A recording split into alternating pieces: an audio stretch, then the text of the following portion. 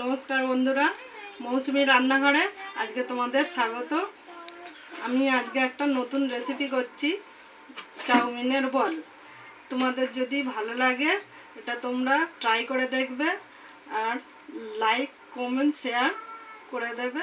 এটা চাউমিন আছে, এটা দুটো ডিম আছে, তিনটে আলু নিয়েছি।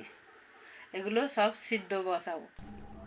আলু সিদ্ধ, আলুটাকে সিদ্ধ করে নিয়েছি। প্রথমে পেঁয়াজ কুচিয়ে নিয়েছি, ধনে পাতা, লঙ্কা কুচি, টমেটো কুচি, রসুন কুচি আর দুটো ডিম নিয়েছি সিদ্ধ করে।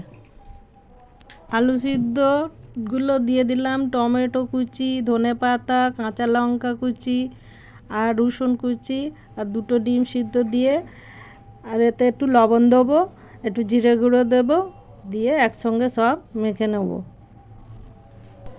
আমার মাখা হয়ে গেছে, ছোট ছোট বল তৈরি করে নেব। এবারে সিদ্ধ চাউমিনগুলো দিয়ে বলগুলো জড়িয়ে নেব। ময়দা বা আপনাদের ময়দা থাকলে ময়দা দেবেন, নাহলে কর্নফ্লাওয়ার থাকলে কর্নফ্লাওয়ার দেবেন। এটা গুলিয়ে নিয়েছি। এর মধ্যে আমি এইটা এবার ডুবিয়ে নিয়ে তেলের ওপর দেবো। আমাদের তেলটা গরম হয়ে গেছে, এবার এই বলগুলো দিয়ে দেবো। এটা লাল করে ভেজে নেব, এটা লাল লাল করে ভেজে নেব। এগুলো ভাজা হয়ে গেছে লাল লাল করে, এগুলো এবার তুলে নেব।